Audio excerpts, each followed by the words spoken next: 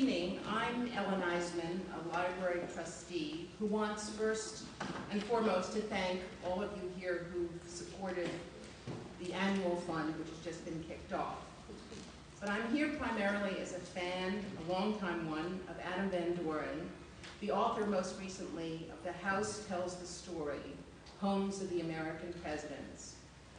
Adam is a prolific creator of books of art and a polymath who, besides painting and writing, also teaches at Yale, where he's an associate fellow, and has works regularly exhibited at institutions across the country, including the National Portrait Gallery, for example, in Washington. In addition, he's been a visiting artist at the American Academy in Rome. Adam holds a master's degree in architecture from Columbia and has trained to learn about the architecture of classic sites, such as Venice, which, with his own special perspective, have become the artistic subjects of his books. His paintings have a distinctive touch, many produced in his studio on West 57th Street, once occupied by the American Impressionist child Hassam. In fact, some of Hassam's flag pictures were done at Adam's window about a century ago, some of those very iconic ones of the American flags. Adam's current book belongs in the hands of anyone interested in American social and political history. With wonderful images and letters, his book is structured as a correspondence with historian David McCullough, who encouraged Adam to undertake this special project visiting U.S. presidents in their own very varied habitats. Please join me in welcoming a friend, a hugely original artist, someone who is eager to take on new challenges, so often turning a hazy mission at first into a focused, unique aesthetic statement. Adam Van Doren.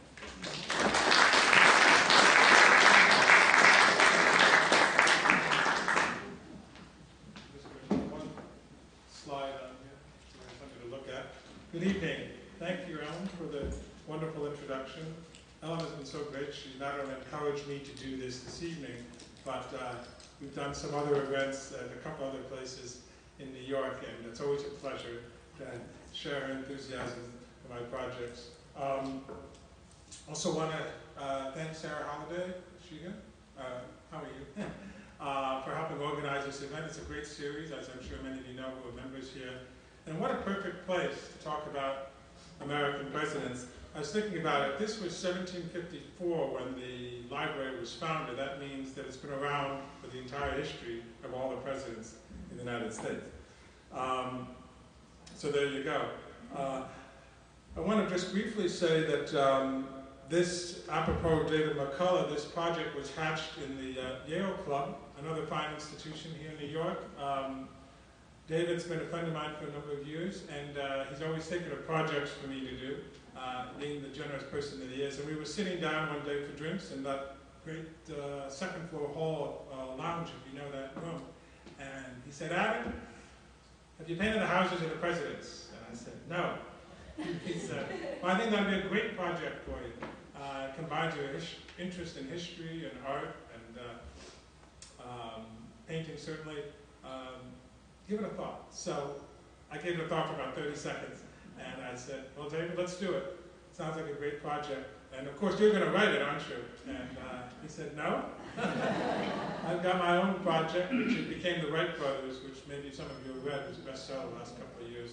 He said, I'll write the introduction, and of course, we'll talk back and forth, and we'll plot the whole scheme. But you're a good writer, you can do it. So I joked to other crowds of a certain age group like this who can remember the 1970s ads on television. When E.F. Hutton talks, people listen. And David McCullough is so successful. If he has a good idea, I went with it.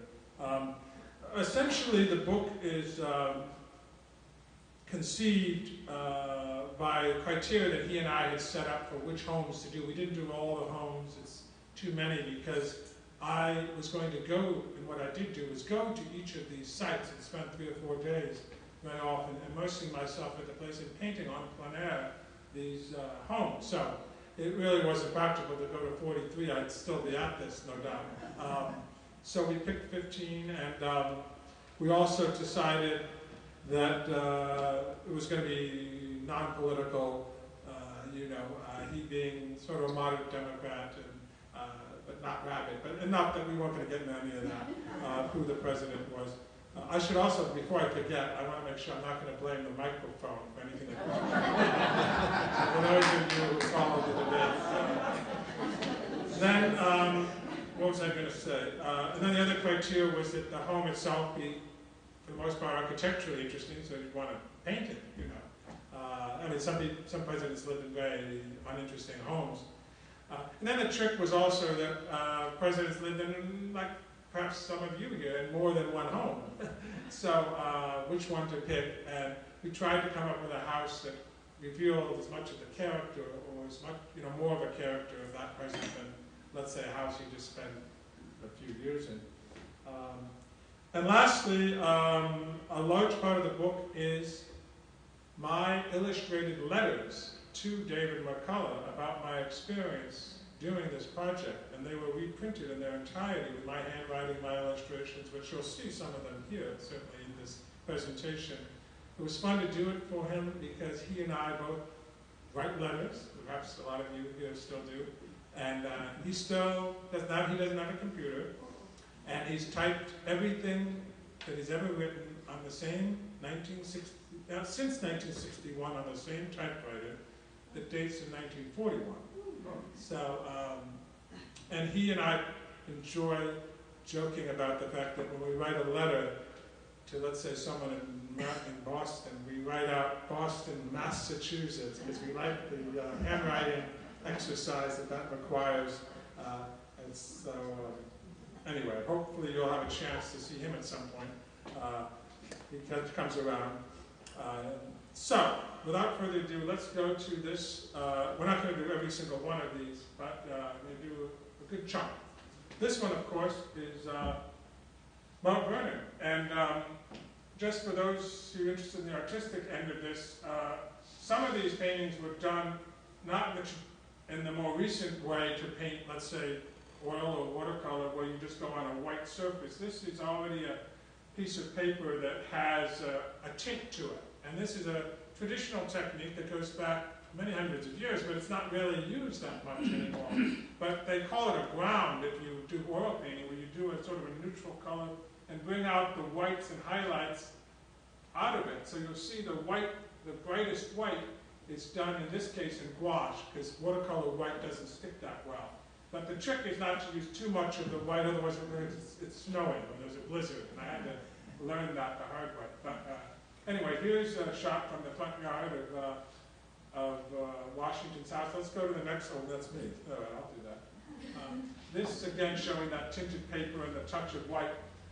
This is the view, many of you know, of facing the Potomac, or looking from the Potomac up, and that wonderful open veranda that Washington really made famous. You now see it in the Ramada Inn and all sorts of other, germinations. But that was very revolutionary at the time, that big, high porch.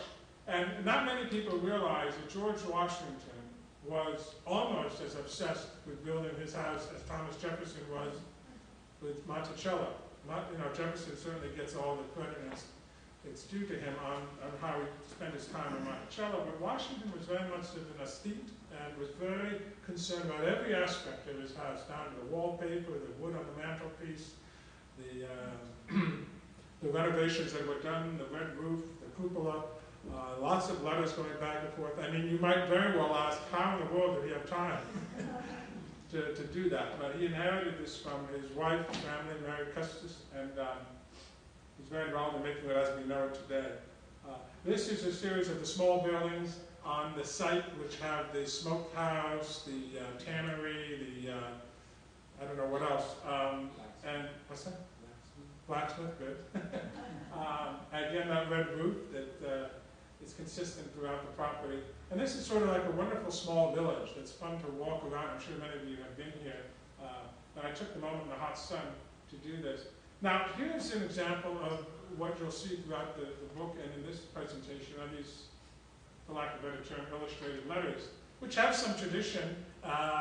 Max Beerbohm, Beatrix Potter, George Groves, even Teddy Roosevelt. They're fun to do, and I did more and more elaborate ones for McCullough because he got so enamored with them. But this is with my stationery at the top. Everyone knows where I have my studio. This is that long alley that leads to, if you're coming in the tour buses, this is what you would first park your car or bus and you would see that wonderful elevation. Here's a porch again that we were talking about. And one of the things that strike me about being present at these homes is that you experience history in a different way, a more visceral one. I had just visited prior to this the slave quarters. It was very nearby on the property. It was very hot, Virginia, July day. I was just sweating and carrying all of my gear, moving around, trying to find a place just to relax and get in the shade. And there aren't that many trees on the property, so I went to this veranda, which you get a very nice breeze, and you can sit in these big chairs. And I thought to myself, sitting there and getting this cool shade, slaves would have walked around this their entire lives and probably never had a chance to sit on that porch. Probably could never have just sat under a tree to get some shade. So you realize that just when you have that physical experience of being in that heat that they experienced, they had to work from dawn till dusk. The slaves in Washington's records that lived to be 80 and are still working, So that was a very poignant moment. Another view of the house with its Palladian wraparound porches on the right. And this is the view of the cover of the book. I didn't finish some of these, or are quote-unquote unfinished. Sometimes when I paint outdoors, it just gets too hot and your behind starts to hurt and you move on. But I feel like if I've captured some of the essence of it, then it's fine. All right, let's go on to Mr. Jefferson, third president. This is again on that. I actually created that tinted tone on this one because I put a wash of this of a certain color on top of the white paper to create that effect, and then came in with the white again. This is that elevation that's on the nickel. If you come around, you'll see that view of the portico. Monticello, of course, is, I'm sure most of you maybe have been to, Jefferson did in fact spend close to 40 years of his life obsessing about this, changing things, changing that. He single-handedly, I should say, he's known for lots of things, but it's not just that he was a designer of this house. He is considered a great American architect.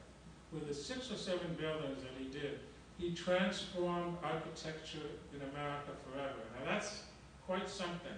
Reminds me of Ian Pei once said, he was a great architect, probably did 1,000 buildings.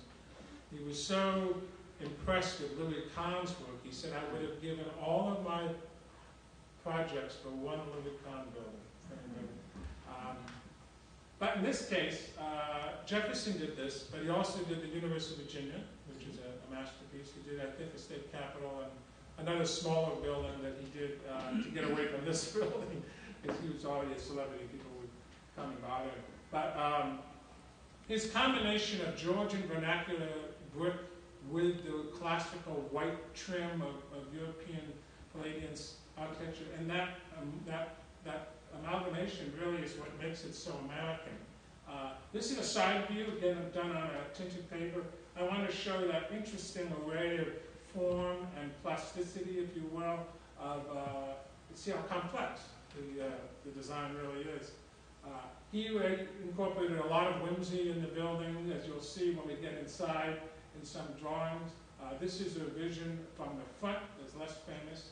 He put that weather vane at the top, a view of the same front. And this is what makes it so special, is that most of the artifacts that he had when he died are still in the house. The foundation has even bought back things that were sold. This is an example of this whimsy, a very individualistic kind of touches to the house. He put his bed in between 2 rooms. I've never seen this before in any home ever. And so that he decided that if he felt when he woke up that he wanted to be very studious and intellectual, he opened himself out onto one room, which was his library study. If he felt less so, and this was a more casual room like a den, he came out this side of the bed. So, very ingenious and very individual. This is a little structure that he and his wife lived in while the house was being built. Another view of that side angle. Moving along, we have our second president. This is really done more in the chronology, well, I don't want to get into the chronology of it because it's complicated, but I did it on less with the chronology of the presidents than when I actually did the homes. John Adams and John Quincy Adams, you get a twofer because they basically, the homes are right next to each other where they were born in what was once Braintree, but it's now Quincy, Mass. This is the home that John Adams lived with Abigail, and it used to be 300 acres, now it's 5 acres. The house is still intact and wonderful to see. It just doesn't have the great estate. I mean, the Washington Jefferson still have 3,000 or 4,000 acres. When I was staying there, it was exciting to sit in the garden and look up at that window just to the right of the fireplace and realize that was Abigail Adams' study. So she wrote those incredible letters to John from there. And if these letters, I'm sure you've heard about them, if you actually sit down and read them, you'll be astonished. This woman is such a feminist, she would make Gloria Steinem seem like, who's that woman that just died? Phyllis Schott? It's remarkable. You know, women should be president, women should vote. I mean, this is 17 whatever. And it's less huge and grand as some of those other houses we were just looking at, like the Founding Fathers, but it's a stately presence to it, and very charming farmhouse. This is a backside, which not many people see, but I thought was interesting. Again, on that toned paper, just using a little bit of white. Another view from the other side. This is a placard that's outside that John Adams didn't put there, but it says, "It is but the farm of a patriot." It kind of attested his humility. He's one of the only founding fathers that intentionally chose not to have slaves. Not that he could have had 100, he wasn't that rich, but he certainly would have had enough money for 10 or 12. But he and Abigail, in their letters, they talk about that. They had no interest.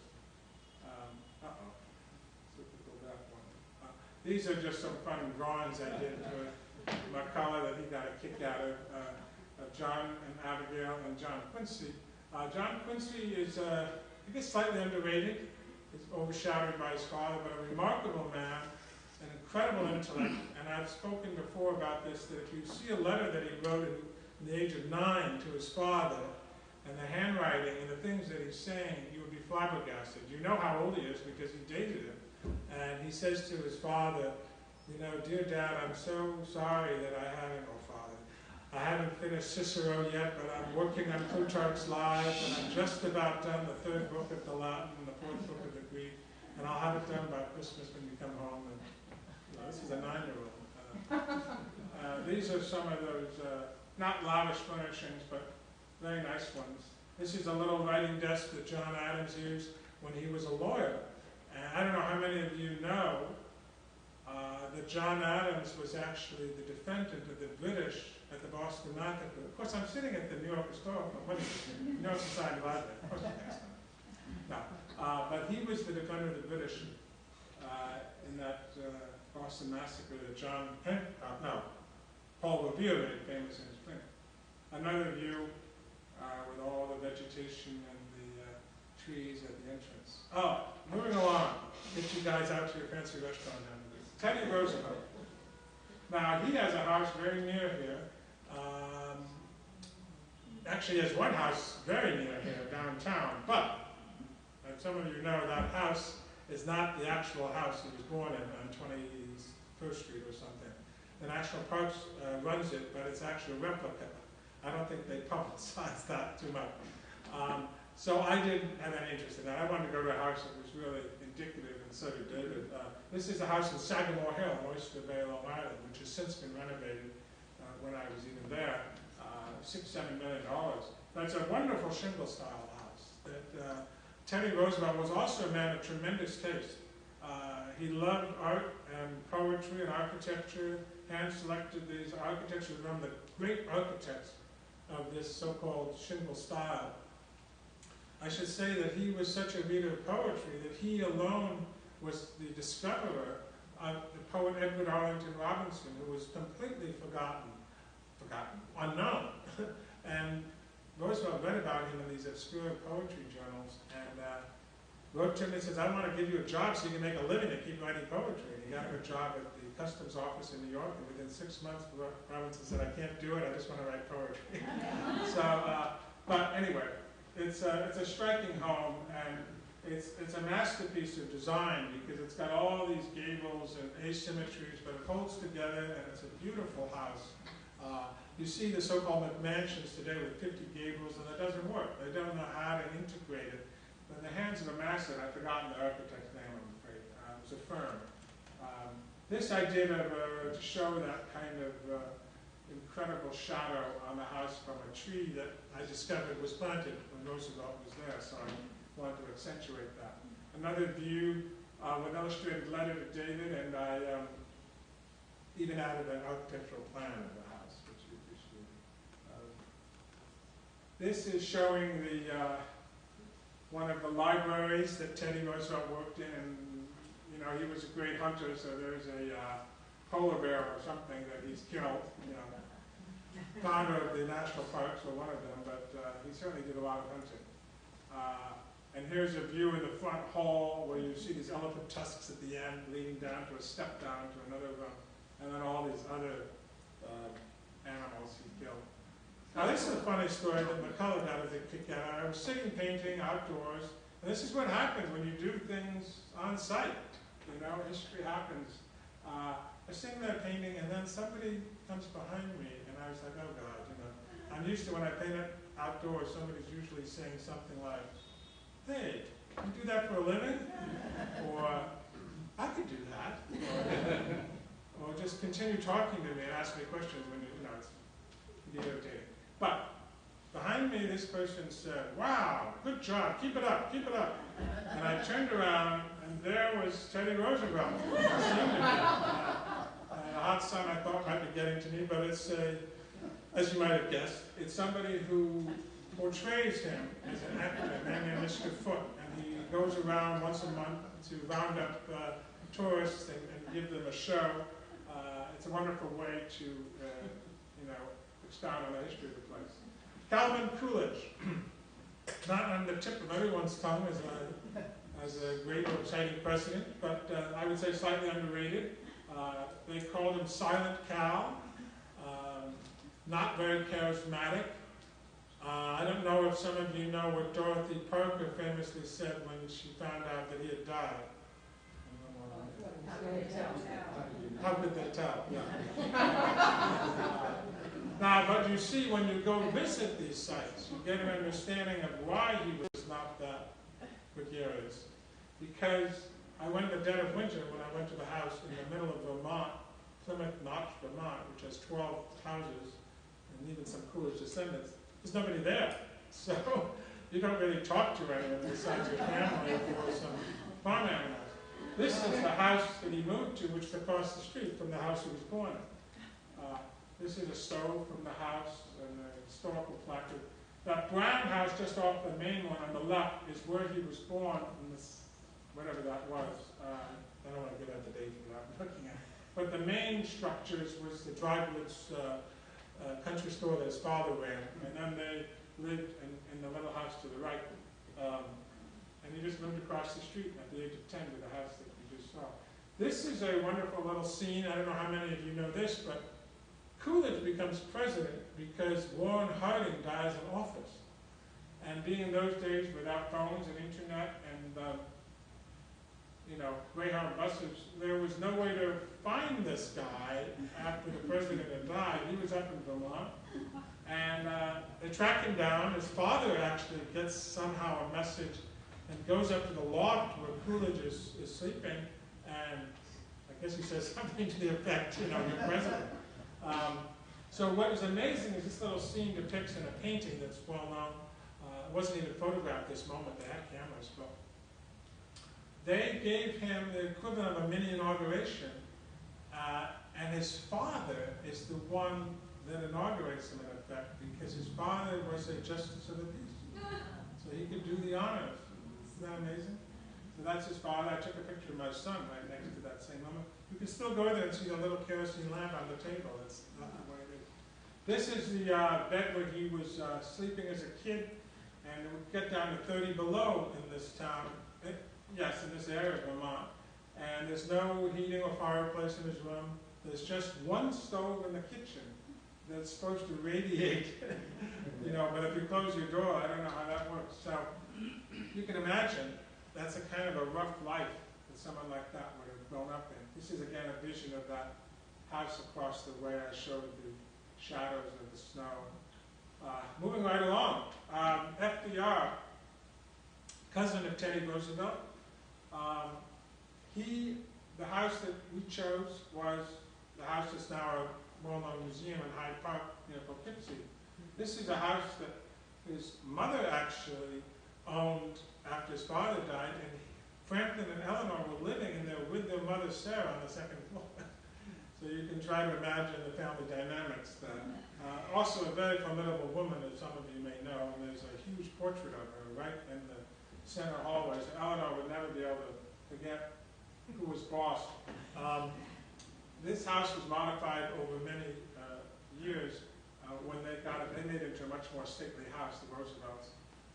This is a view looking from the Hudson River up, and I tried to get a sense of how big the place actually is and how amorphous the actual backside is. It's not meant to really be seen. In fact, that's quite a steep cliff, and you would, certainly in a wheelchair like Franklin had, you would go mumbling down. But here I chose to use just a little bit of the white wash at that end, and that style of painting I was telling you with this tinted paper. This is a carriage house right next to the main house, and if you go in, you can press a button, and they'll have Eleanor Roosevelt's voice telling you about that structure and the horses that she loved, that have names already inscribed on the staples. Lucky, something or other is the name of the horse.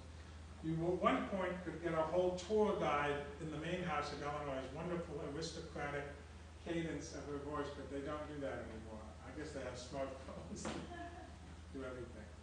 I thought I was attracted to the structure. This is architecture. I decided to paint.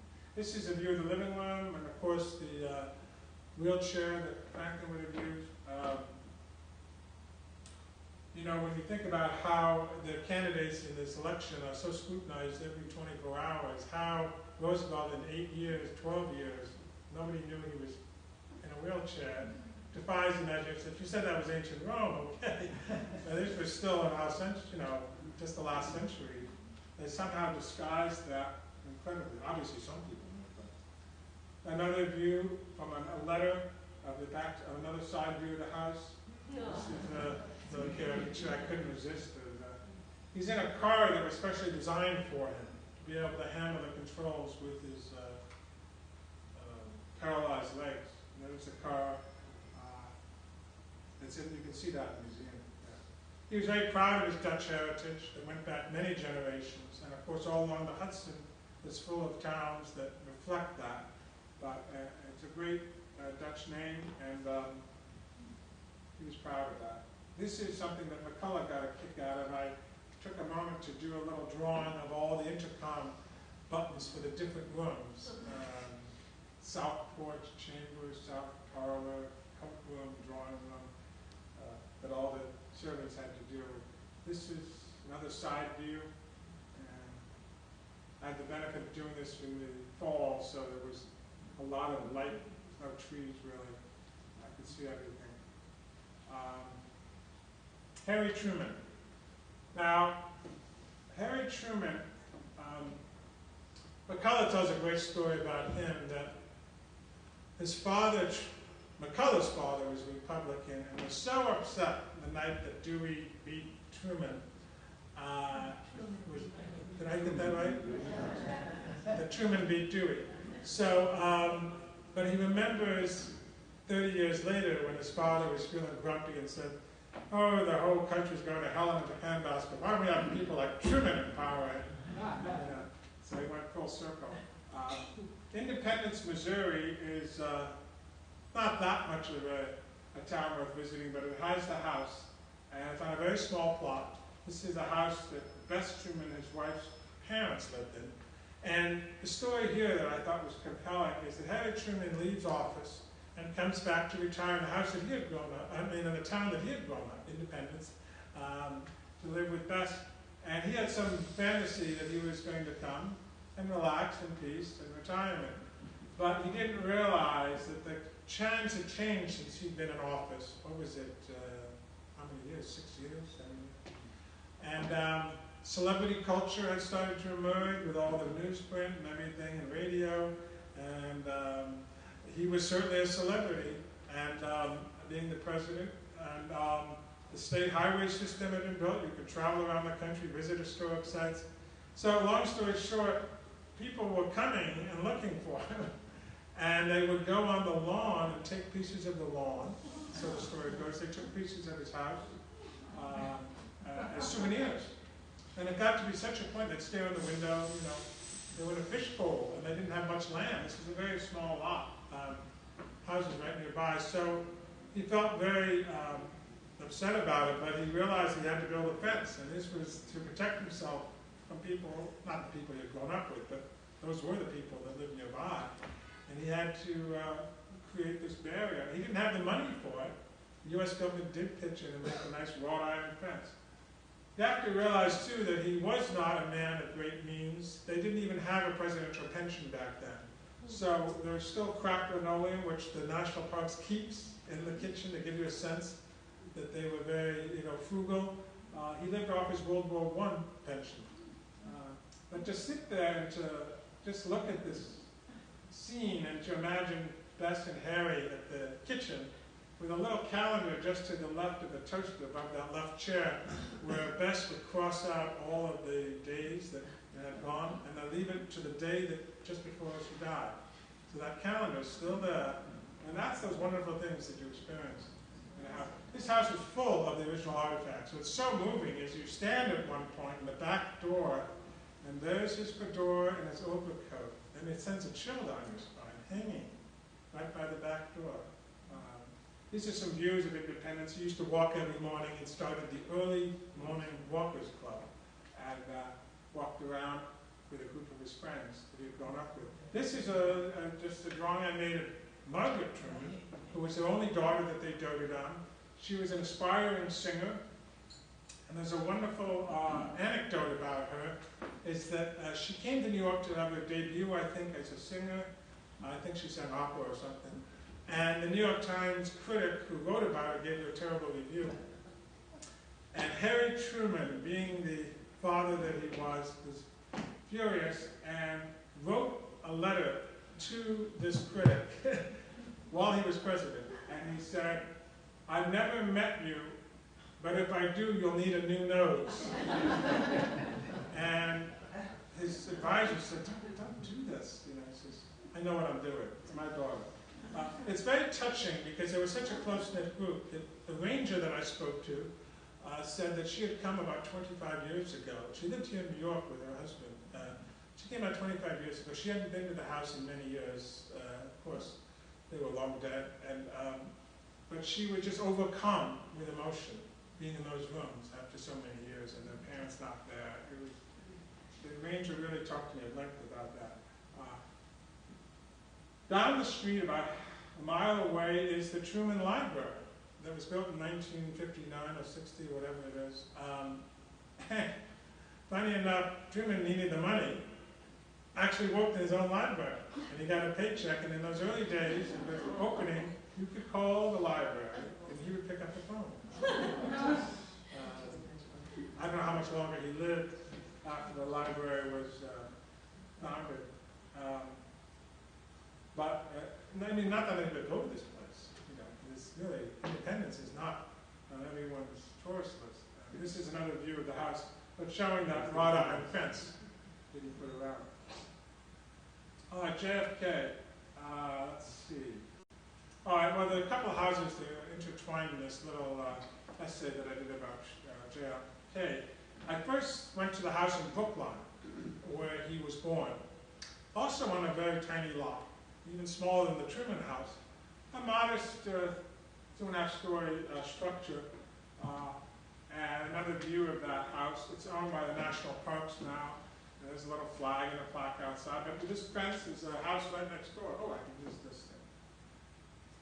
This is the dividing to the house next door, so it's cheek to jowl in Brookline, and this is the street with all the homes on it. It's an interesting house, as I'll get to in a second, why I have another house also in mind in this essay. But This is a little small version of in the dining room of the dining room table on a smaller scale that was right next to the main dining room table. And the children in the Kennedy family were not allowed to sit at the main table until they were 7 or 8. So JFK sat across from his brother Joe, and they learned how to use the utensils like little gentlemen, and how to put the napkin holders together, and, you know, all the mechanics of what we throw our kids in high schools and sippy cups, you know. But back then they were supposed to learn these skills, and you can only imagine what that was like. Hey, I'll get to this in 1 second. What's interesting about that house is they left about 1917 or something like that. And David McCullough said, Adam, I'm so proud that I knocked another one off the list. He said, that's great you went to Brookline, but if you really want to understand JFK, you should go to the house in Hyannisport. Because he left when he was very young from Brookline, so you don't really have a sense of him in the house. And I said, okay. Well, how does one do Hyannisport? Because that's not a public home, you know. He said, well, write them a letter and see what happens. So I did, in fact, write them a letter. But getting back quickly to that Brookline home, so they moved out in 1917 or whatever, and so it's 50 years later, after different owners, the National Parks buys the house back in the early 60s, or late 60s, and they asked Rose Kennedy if she could come back and, from memory, redecorate it the way she remembered it 50 years ago. And she actually found the same Jordan Marsh decorator, who was still alive, who she worked with the 50 years prior, to redo the wallpaper, everything as they could. You know, I'm sure it wasn't super precise. And then you think, what a woman Rose Kennedy is. This is just after Bobby Kennedy is killed, so she's had 2 sons assassinated, born in this home, and she's going back to recreate it the way it was when they were children. And all the other ones she lost, I guess.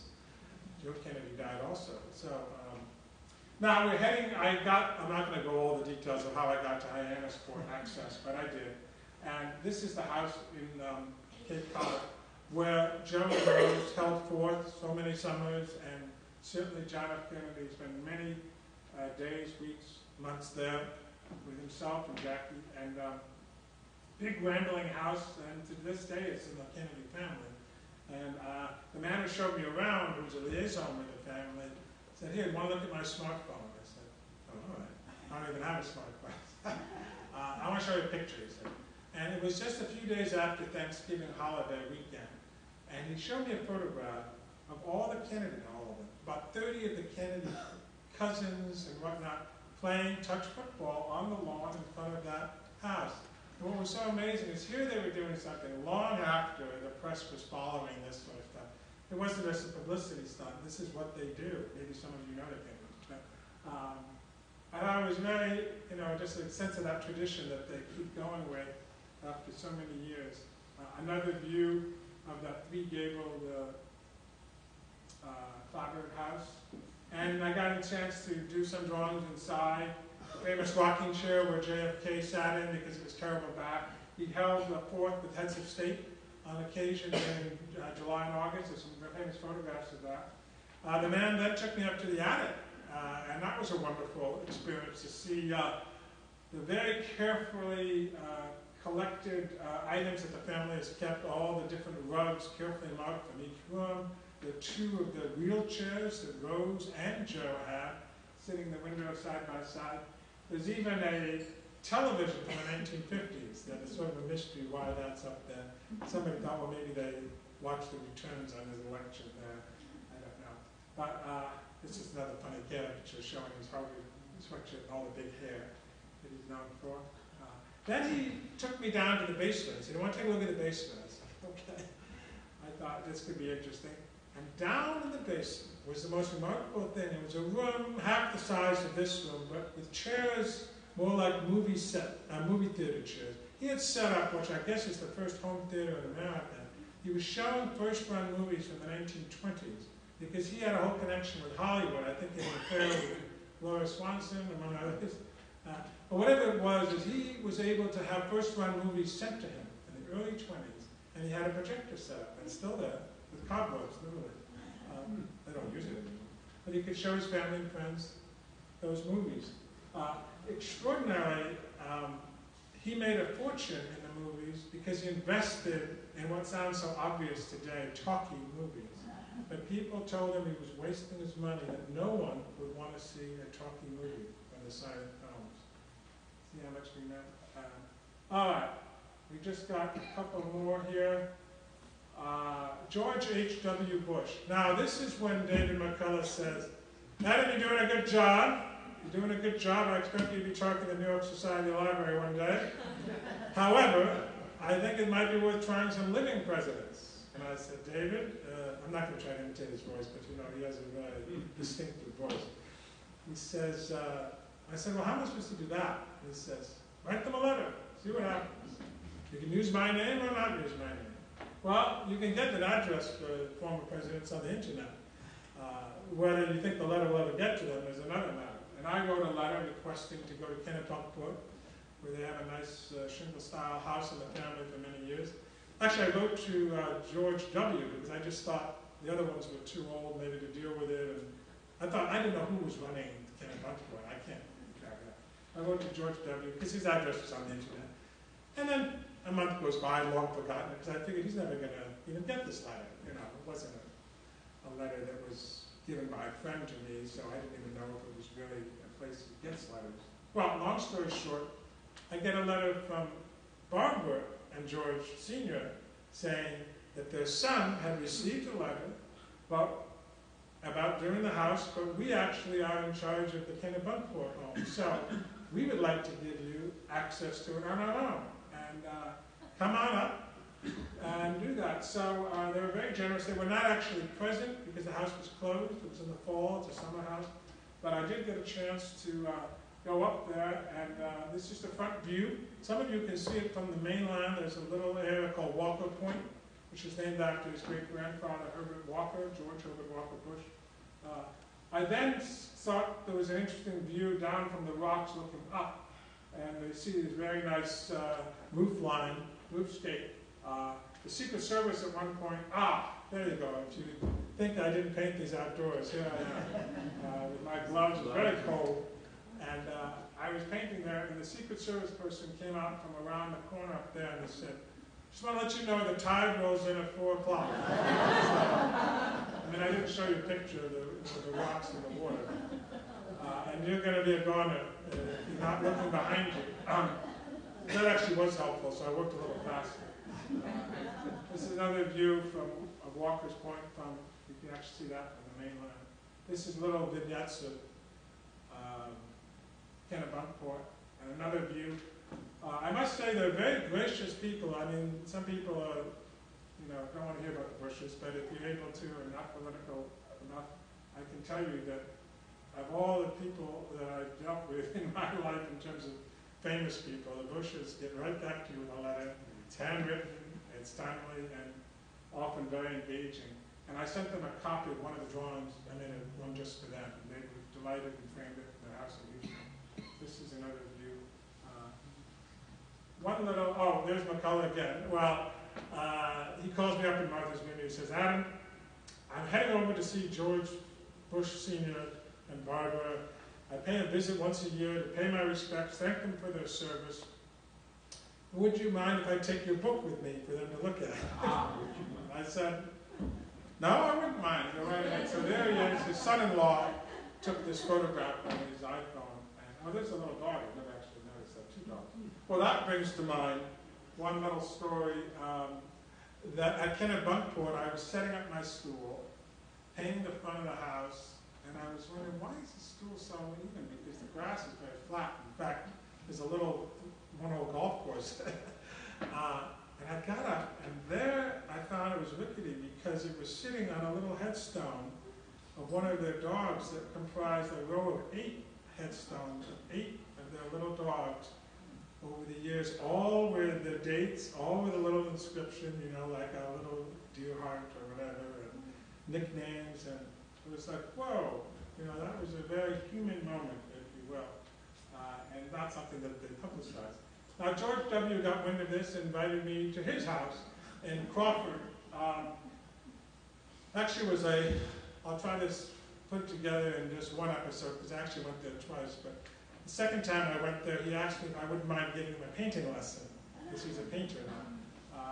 And so I spent 3 nights there, and that was quite an experience. The house is a very modern house, beautifully done actually, not lavish in terms of scale. It's about 5,000 square feet. Ironically, it's very sustainable. There's solar panels, and this and that. It was designed to be an eco-friendly house. And apparently Al Gore's house could light up the state of New York, somebody told me. It's private enough. So there's some misconceptions maybe about some of these people. But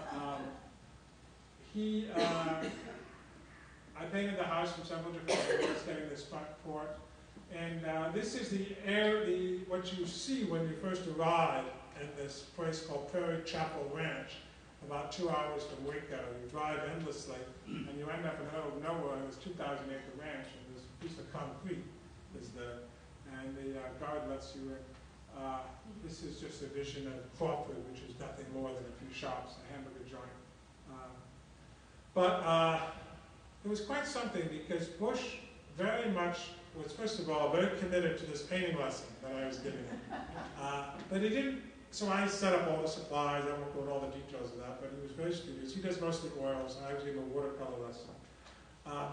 But he would take some breaks and say, do you mind if I have to go on my mountain bike for an hour? That's part of my exercise regimen. I'll be right back. And he came right back. And it wasn't just about the painting lesson. He basically entertained me the whole time I was there, because at first I was thinking, I'm going to spend 4 days there. That's like 12 meals. Are they going to serve them underneath the door in some weird room? I don't know. Because initially it was all done through liaison, Secret Service communication people. So I really didn't know what to expect, but I did just accept the offer. But long story short, it was just Laura and me and him eating dinner, and a couple of friends sometimes who visited. And after dinner, we're sitting around the living room and talking. He was very curious about what I was involved in. And then it would go to, I don't know, 10:30, 11. I helped feed one of the dogs and help round up the cats that don't go back into the room where they're supposed to. I didn't know enough. I can't tell all the details. And then he and I had breakfast the 3 times, just the 2 of us, fighting over the cereal box. I called him George, and he was fine calling me Adam. But we drove around. At one point, I showed him a place I wanted to paint outdoors. So I thought, let's go. Are you ready? And he said, I'm ready. So we got in his Jeep, he drove me around. And I said, there's a nice spot on the ranch. And he swerved his Jeep over there, and we headed towards that spot. And then I saw behind me this rumbling of 3 more Jeeps. And took a double take, and they were all Secret Service. And I said, George, are you afraid you're going to be taken away by aliens, or are they afraid you're going to drop dead? And he said, both. Somebody pointed out that they think it was probably because I was in the Jeep with them, as if they hadn't tested me out enough, but who knows.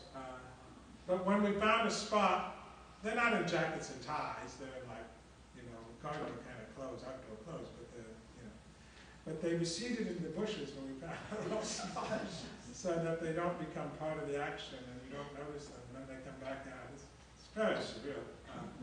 But he was a wonderful host, and actually a lot of fun to be with. At the end, I was painting one spot near this little one-hole golf course that he also has on his property. I saw this flag whipping in the wind at the golf hole, and I was saying, what is that? I went over, and of course, it says 43, which ties me into the last story I'll tell about this, and then we have one more president. But he's actually a very accomplished painter. Some paintings are not great, but there's some very good ones. And if I put together a show, I think you'd be very impressed if you didn't know necessarily who he was, and you were just judging him as an artist. One painting I said to him, I was sitting in the guest house, which is a few hundred yards from the main house, and I said, there's a great painting in that main house. Is that a Rockwell Kent? I don't know if you know, Rockwell Kent has very strong colors. He's not just an etcher, but... And George said, no, it's not a Rockwell Kent. You can go take a look, take a look at it signed. So I went back, and I was looking around on my own. Where's the signature on this?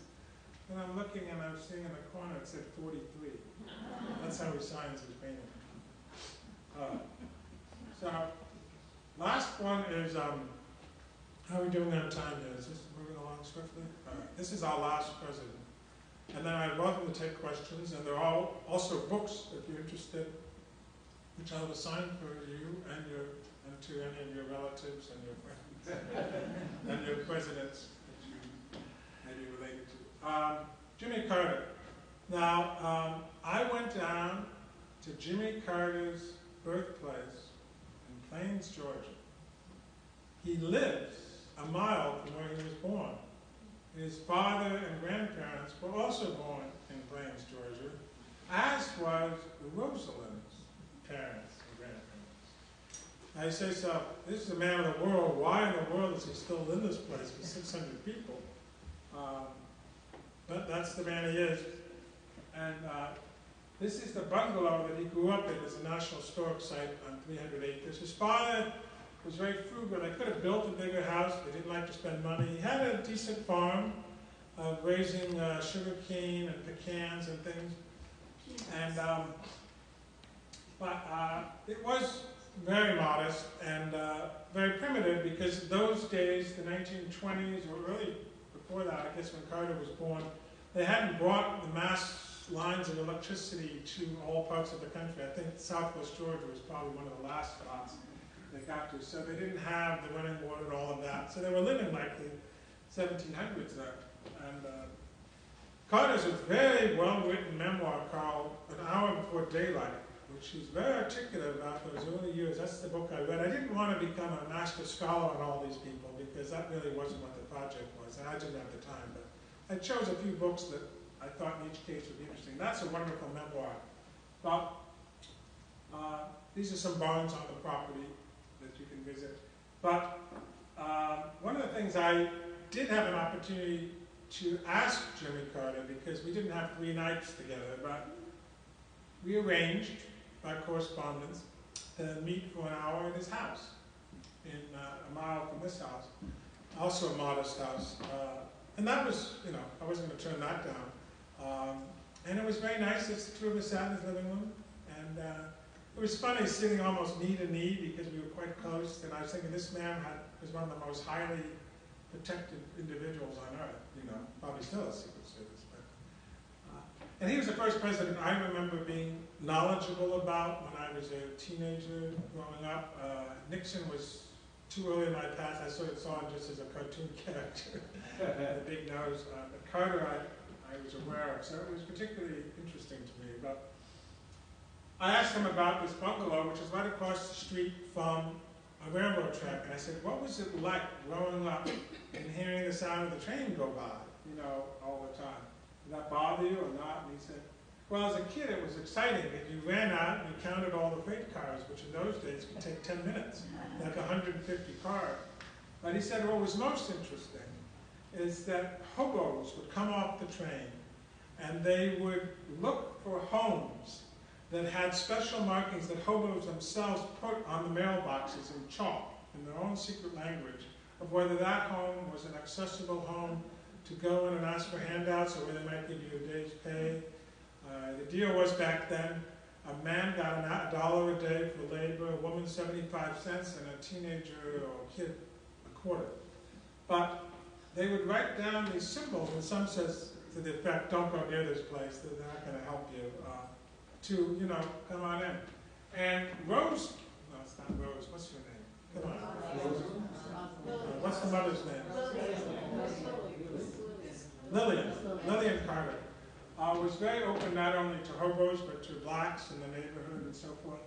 And she was very generous about this. And so hobos would often stop by. And what Carter remembers, and I can see a little tear come up, he remembered in the Depression, when the hobos that came off the train, he would discover had been lawyers and doctors and architects, and had lost everything. So here they were. And he never forgot that. I'll say 1 or 2 little quick points before we end. Yes, when I asked him to sign a book of his. I wanted some memento of it. One of his books, he said, you know, I opted out for the lecture circuit after the White House. I could have made a lot more money. But I decided to make my money as an author. That's how I make my money. So he's written 28 books. I don't know if you've read some of them. And that was kind of interesting. You know, he's known also for other things, of course, Habitat for Humanity and things. And he was in a very good chipper shape. And I was pleased that he said, "Do you want to take a photograph with me?" I said, "I'd be delighted." I felt sheepish asking for that. So I do have a record of our meeting. And what else? I think that might be, oh, well, this is a view of Plains, Georgia, the center of the town, where you can stay in a hotel. I don't know if some of you have been there, but the rooms in the hotel are actually decorated by Rosalind Carter. It's a very small town. And across the street, you can see through the window, is Billy's gas station, his brother, who died. The whole town is like a Lake Wobegon of the Carter family. And this just shows when they first got power with a windmill. I believe this is the last slide. This is another view of that bungalow, which just has a railroad corridor going in to allow the breeze to come through. And what's funny is right next to this, which I didn't get in the picture, there's a clay tennis court, red clay tennis court. And I don't know why you make assumptions about people in the South in the 20s, but you associate this with country clubs. Why is there a red tennis court directly next to the house? And Carter loved to play tennis, as did his father. But one of the reasons why they had a red clay tennis court, he says, I said, "How did you do that?" So it's very hard to take care of red clay. You know, only fancy clubs have it. He said, "Well, all you have to do is scrape the ground with your fingernail, and there's red clay all over it." So I just raked the red clay and put a net there. His father said, and they had a tennis court. And Jimmy Carter has been a great tennis player over the years, but that's just to the right if you ever go down there. And I believe that's all I can think of. And you're welcome to ask me other questions. I might bring up other.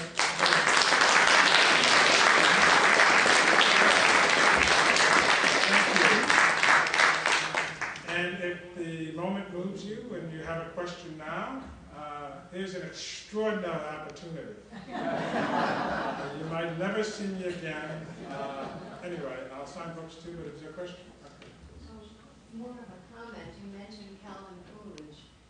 There's a story that I'm not sure if it's apocryphal or not. He was seated at a dinner party with a woman he'd never met before, and she turned to him and said, "I bet my friends that I can get 3 words out of you." And he said, "You lose."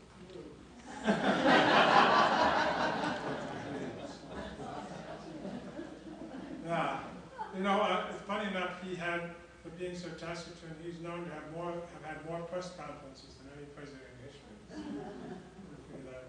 I don't know if you have a question. Yeah, but you've done, such a great job capturing all the individual presidents' houses. Did you ever consider, or was it possible, like a universal, like Camp David, or something that several of the presidents have spent time in? That's a very good question. I was thinking about that. It just didn't happen because of the length of the book and the amount of time I had. Not only Camp David, but there were certainly a few other major ones I wanted to do, which I recommend you guys considering. Is Andrew Jackson's house, known as the Hermitage in Nashville, is an incredible house. I didn't make it there. LBJ's ranch in Texas, which I was going to try to group with Bush Place, but then I didn't look on the map that, Texas is so huge. And then I go to Texas, I'll see Bush, then I go to the LBJ ranch, and that's 5 hours by car. And then Reagan's ranch would be interesting to see, and obviously a few others. I didn't put the Lincoln House in Springfield because I had been there a few times. I didn't feel like going there again because I grew up in Illinois. So, but that's, of course, a great house. One, your penmanship is unbelievable. Oh, you thank you. don't use a computer either? Oh, I do, but I like to also write. What a gift those letters are. Thank you. The question is because it seems a pretty extraordinary invention you had. Has it either changed you or changed some of your interests a little bit and things that you expect to pursue? I'm not sure. It probably does. I think it certainly changed my perception of these presidents because this is one of the only avenues you have to see them as human beings, is the homes they lived in, because there's so many layers of publicity. They have become, what are they? Because of the way publicity works, they become like mythological people. So you don't know what's true, what's not true. They're not human anymore. But the house is that one place that's unfiltered. The objects, the pens they use, the house on the hat on the door. It makes you realize at one time, before they go into a painting, if you will, and become immortalized, they were just, it's not like kings and queens that grew up from the moment they were born. Louis XIV, he knew he was a king. He never knew anything, but all these people, yes, maybe the Roosevelt Bushes had some wealth, but nothing like what a king and president is. So, it's interesting to see that they, obviously were people at one time, but you don't have many opportunities. And you can't believe any biographies or autobiographies. But having cereal, George Bush, unbelievable. What about that? Having breakfast cereal. Yeah, that was funny. And he was like, it was so interesting, because he took it upon himself to make sure that I was taken care of, and so he didn't delegate to staff, not that there were that many in this house, because the last day he says, looking at the time, Adam, you got that plane at 4 o'clock from Dallas. I told Laura to move back for lunch an hour because there's no way you're going to make it. In fact, I better drive you to the end of the ranch. Let's go and I'll pick up your bags. So we went into the guest house and he picks up my bag like a porter and drove me. It took me 20 minutes to get to the end of the ranch. Anyone else? Certain presidents? Go ahead, Bob. Are all of your letters to David McCullough published in a book? And if not, what's happened? Is it going to be a book? Well, if you see the book, you'll see a large portion of the book are those letters, and they're combined with some of the formal portraits of these homes that I did. So there's a lot of the letters. I would say 90% of it is probably the book. The publisher decided to go with it. I was thinking, are people going to be able to read the handwriting? He said, Adam, you got good handwriting. And that's going to make this an unusual book. So that's the short answer to your question. The Yale Beinecke and Rare Book Manuscript Collection has acquired all of these letters in its original form. So they're now there if you ever want to see them firsthand. McCullough received them all, so they were in his possession, but he said, Adam, I want these to be in the library and people can see them. So he worked out, or the Yale Rare Book place acquired them. So, yeah, so they're all there. Now we can read the handwriting. How did you first meet David McCullough? That's a presidential related thing. I met him, about 5 blocks from here. A friend of mine said, hey, I'm going to a cocktail party that's going to raise money for a memorial in Washington for John Adams. And the historian David McCullough is going to talk. It's just among some fancy people on Fifth Avenue. But you might get a chance to hear him. And there's about 50 people will be there, and it's a little fundraiser. And I said, sure. So I ran home. I lived not far from here. And I got my Truman book, which weighs 10 pounds. I figured I'd get it inside. Anyway, I found a little moment in that experience when he was talking about, why doesn't John Adams have a memorial? You would think everyone would be rushing to make one for him, but he still doesn't have one. But I asked him to sign the book, and we had a little chit-chat, enough that I guess we exchanged some information, contact information. I followed up. And then we found we had a very close interest, not only in history, but art. Because he himself wanted to be an artist growing up. And I think he went to meet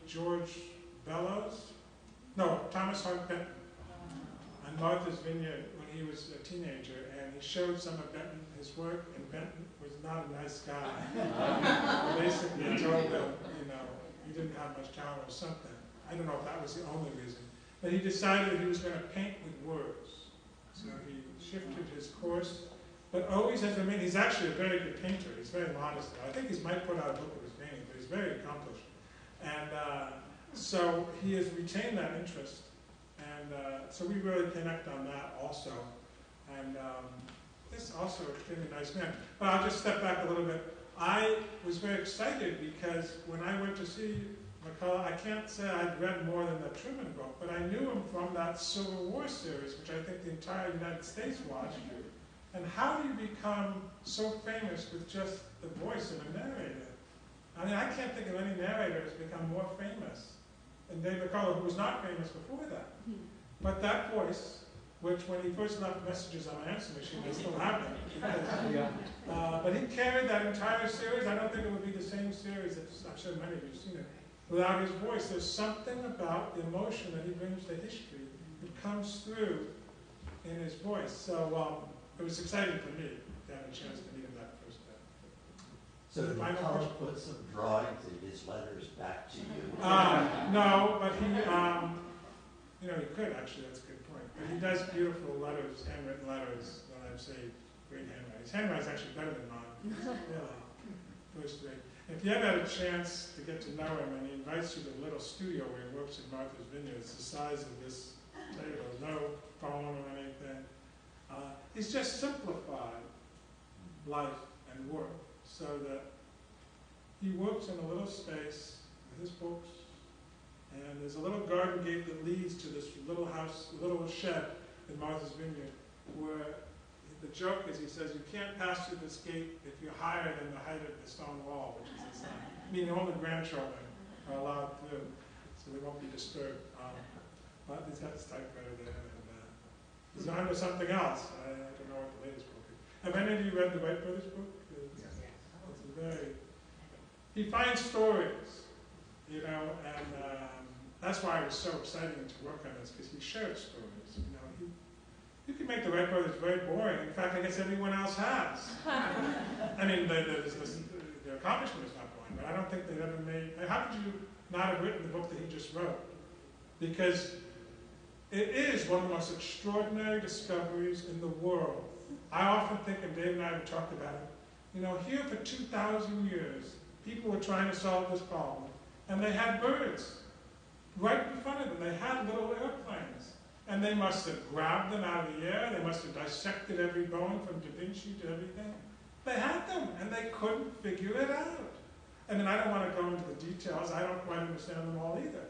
But to think they had little models, and yet no one could do it except these two bicycle mechanics from Dayton, Ohio, who do something as momentous as going to the moon.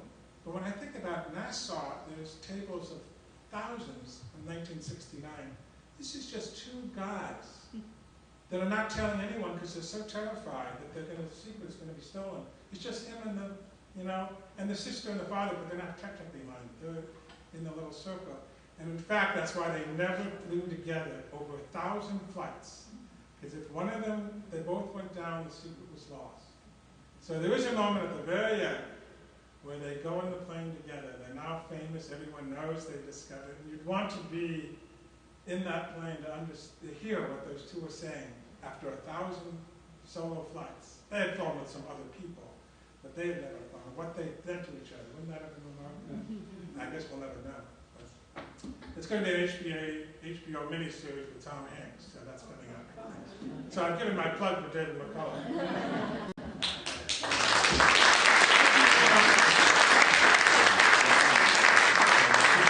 We thought David McCullough was going to be here, at least I've humped him up for it. And if you want a book signed, I'm going to go out there and sign some books.